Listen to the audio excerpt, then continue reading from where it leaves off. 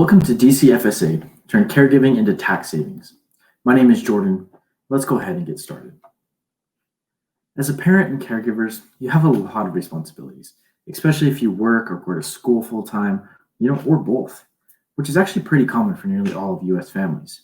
Despite this increasing need for childcare, paying for quality childcare in the United States is becoming more and more difficult. In over half of U.S. states, center-based childcare for infants and toddlers is actually more expensive than in-state tuition and fees at a public university. It's hard to believe, but it's true. Finding quality care for children at an affordable price is a struggle for many. So let me introduce you to a Dependent Care Flexible Spending Account. A Dependent Care Flexible Spending Account, or DCFSA, is a pre-tax benefit account that can help you pay for eligible care services for the loved ones that you claim as dependents on your taxes. Some things you can use your DCFSA for are, for example, preschool, summer day camp, before and after school programs, and child or adult daycare. It's a smart, simple way to save money while taking care of your loved ones. The money you contribute to a Dependent Care FSA is not subject to payroll taxes and income taxes, so you end up paying less in taxes and taking home more of your paycheck. Childcare is not eligible for reimbursement under other healthcare accounts, but it is with the DCFSA. In fact, you can contribute to your healthcare accounts, including a health savings account, a healthcare flexible spending account, and a health reimbursement arrangement to pay for healthcare needs while also contributing to a DCFSA. So this brings me to a question. Although many plans may vary based on your employer, which of the following are generally DCFSA eligible expenses? Daycare, nursery, and preschool, summer day camp, before or after school programs, or all of the above? So it's actually all of the above. There are a number of eligible expenses you can use your funds for to care for your children who are under the age 13. You may also use your DCFSA funds to pay for care for your spouse or relative who is physically or mentally incapable of self-care and lives in your home.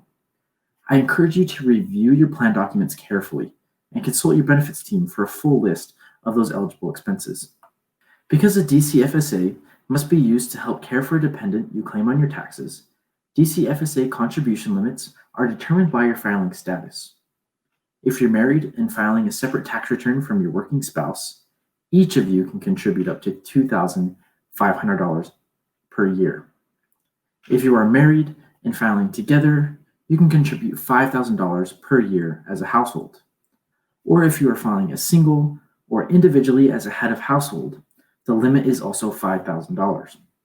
Note that if your spouse is a stay-at-home parent, they cannot participate in dependent care FSAs. Some employers offer what's called a grace period. This is a period allowing you to have an additional 2.5 months to use the previous year's DCFSA funds. Check with your employer to see if this is something that you are able to take advantage of. You may only use the DCFSA funds that are currently available in your account, not what you've already elected for the plan year. So as contributions are made, you're able to use the pre-tax funds and get reimbursed. If your care facility requires you to make a full year tuition payment at the start of a year before you've contributed DCFSA funds, you will be reimbursed up to your account's current balance. The rest of your claim will be held until your account is funded. Then you will be reimbursed for the remainder of your claim throughout the year.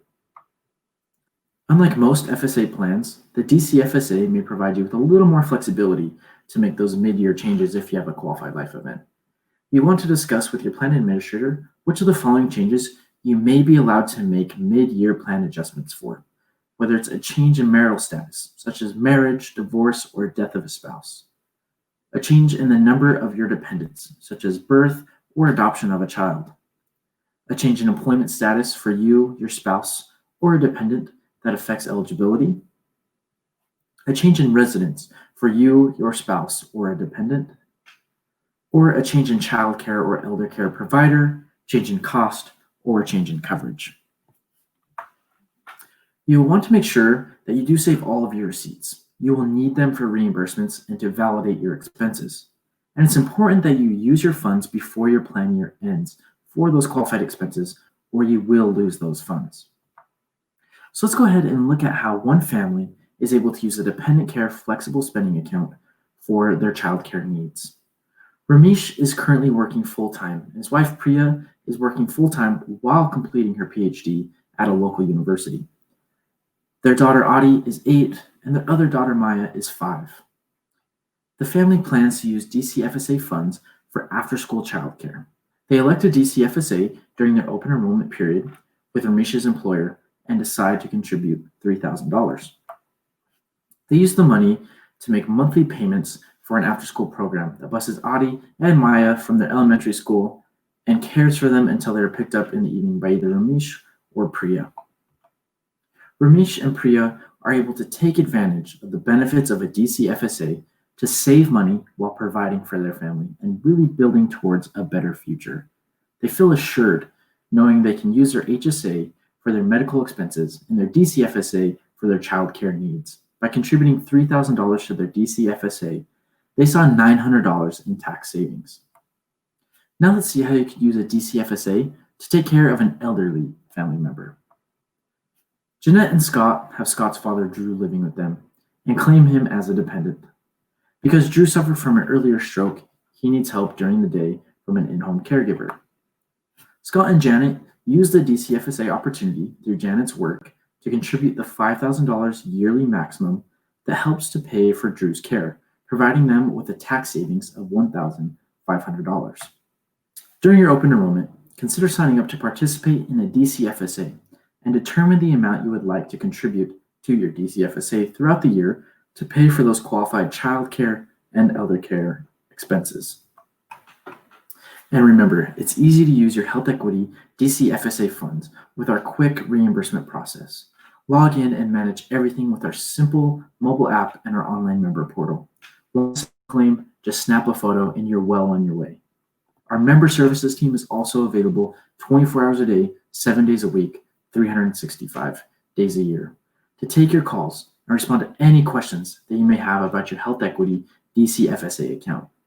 Thanks so much, everyone, and have a great rest of your day.